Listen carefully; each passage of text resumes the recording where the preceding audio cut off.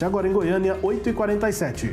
A gente vai falar então do PIB, né? A economia brasileira ficou praticamente estável no segundo trimestre deste ano, com variação negativa de 0,1% em relação ao trimestre anterior. Os dados foram divulgados pelo IBGE e para falar sobre esse assunto a gente já está em contato com o economista Eurípides Júnior. Eurípides, bom dia, bem-vindo aqui ao Sinal Aberto. Bom dia, Jéssica, bom dia, Rubens, Sileide, muito obrigado aí pelo convite.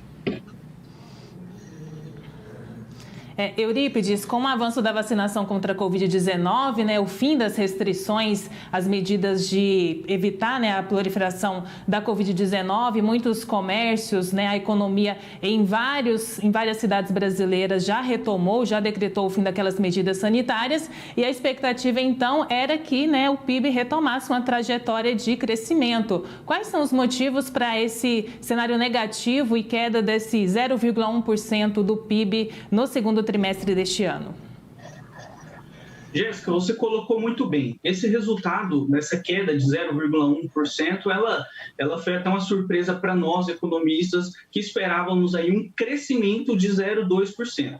O que acontece é que, apesar do avanço da vacinação que tem ocorrido em todo o Brasil, a instabilidade política que nós temos tem um peso maior do que o avanço da vacinação. Então, se a gente olhar, por exemplo, o resultado do PIB, os investimentos que computa ali, por exemplo, a disposição das empresas de poderem investir em expansão, ele caiu 3,06%, mostrando que o empresário está mais recuado. Ele está preferindo esperar para ver o que vai acontecer, para ter um cenário mais estável, para poder, então, investir e contribuir para o crescimento do país. Mas o principal ponto é a instabilidade política. É claro que nós estamos falando do segundo trimestre do ano, onde nós estamos ali falando de abril, maio, no momento que nós tínhamos ali um pique da segunda onda do Covid.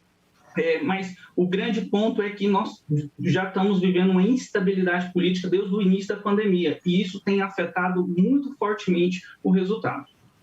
Se não com o secretário executivo, enfim. Sileide Alves. Completamente à disposição aqui para entendermos cada vez mais. Bom dia. A gente percebe aí que, se comparado com os momentos anteriores, né, houve um crescimento. Quer dizer, em relação ao segundo trimestre de 2020, houve um crescimento de 12% e o acumulado aí de 4 trimestres também houve um crescimento. Agora, me parece, eu queria que você explicasse isso para o nosso ouvinte, me parece que a base, né, que esse crescimento se explica por conta da base do ano anterior, que era baixa, é isso? Exatamente, Sileide. Acontece que em 2020 nós tivemos então a chegada da pandemia no Brasil, e se antes nós tínhamos um PIB de 100 e com a chegada da pandemia esse PIB do segundo trimestre de 2020 caiu para 95, por exemplo, caiu para 80, a nossa base de comparação é de 80, só que a gente cresceu 85, 90, então como a nossa base do ano anterior é muito baixa, quando a gente faz comparação de trimestre com trimestre do ano anterior, a gente percebe que teve um aumento aí de 12%. Mas o problema foi realmente a base, que no ano passado estava muito baixa.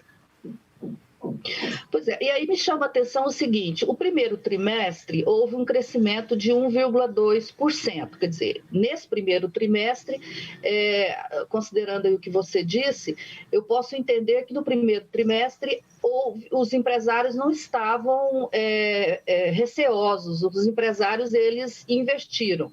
Isso mudou agora no segundo trimestre, é isso que você está considerando? E essa mudança, portanto, tem a ver com esse aumento da agressividade política do presidente da República?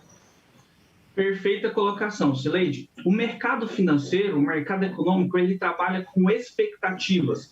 Então, ele tem uma expectativa lá na frente de ter um resultado positivo, ele começa a fazer desde já, para que lá na frente ele só possa colher esses frutos. Então, o que a gente percebeu no primeiro trimestre do ano foi um aumento das expectativas do empresário. Os indicadores da FGV apontavam isso, que as expectativas estavam altas, principalmente por conta da chegada da vacinação. Ali no final de 2020 para o início de 2021, nós tínhamos já as primeiras vacinas sendo aprovadas, alguns países já haviam começado a aplicar, então as expectativas dos empresários começaram a aumentar e eles começaram a ficar animados. E aí, com o andar da carruagem, com todos os problemas que vieram acontecendo, aí o governo federal, querendo ou não, independente aqui de análise política, querendo ou não, estava fazendo um ponto que não concordava com determinada vacina, isso atrasou muito, não quis comprar de outra. Então, os empresários começaram a perder essa esperança lá na frente. E isso refletiu nos investimentos. Pois é, e essa estagnação, né, da economia, esse estacionamento da economia nesse segundo trimestre ocorre num momento de elevação da inflação, né? Aqui em Goiânia e mais 3 capitais, a inflação já superou 2 dígitos, nacionalmente ela ainda está abaixo, mas a gente está vendo que os preços continuam subindo. O que significa essa estagnação com inflação alta? É o que nós chamamos de estagflação, né? Que a economia não anda, mas os preços continuam aumentando.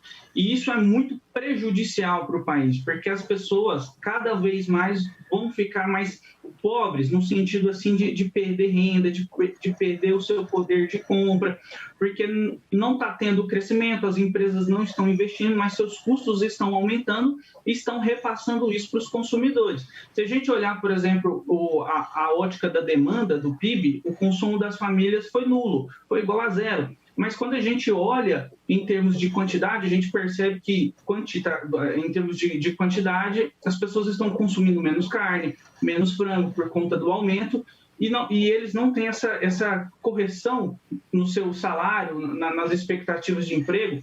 Hoje eu estava lendo uma reportagem, Sileide, que as vagas de emprego que abriram nesse período são vagas precárias e que pagam muito mal, um estudo da FGV publicado hoje.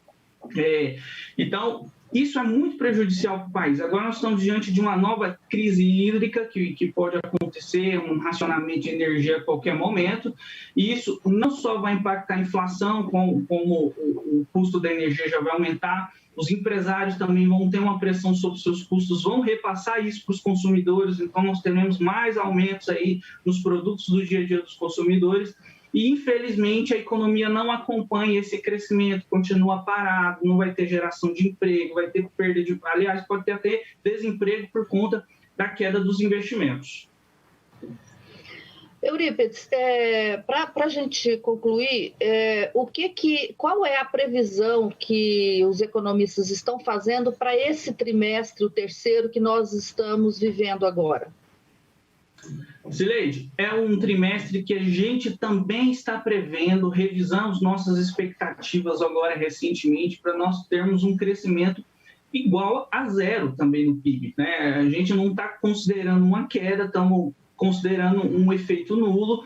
Por quê? Porque agora, se nós tivermos, por exemplo, um racionamento de energia, porque está muito perto de acontecer, muitas indústrias que são intensivas em consumo de energia vão ter que ficar paradas durante um tempo, não vai ter produção, não vai ter oferta, algumas podem até mandar embora, então vai ter perda de renda. Então, nós estamos trabalhando com a expectativa de PIB nulo para o terceiro trimestre do ano e revisamos também as nossas expectativas do PIB do ano. Antes prevíamos um crescimento de 5%, agora nós estamos prevendo um crescimento de 2%. Estamos considerando que ali até o quarto trimestre do ano, quando entrar novembro, dezembro, vai ter um aumento das chuvas, então vai poder ter uma melhora nessa retomada da economia e nesses impactos. Jéssica? Tá aí, conferimos a entrevista com o economista Eurípides Júnior. Muito obrigada, Eurípides, pela sua participação conosco aqui no Sinal Aberto. Seja sempre bem-vindo. Muito obrigado, Jéssica, Sileide, Rubens. É um prazer falar com vocês e estou sempre à disposição. obrigado, Eurípides, pela entrevista. Eurípides Júnior conversando com a gente sobre economia. Destaque-se a íntegra dessa entrevista, dessa análise, né, depois do PIB negativo de 0,1% no segundo trimestre de 2021. Destaque-se a íntegra dessa conversa no nosso portal, o sagresonline.com.br.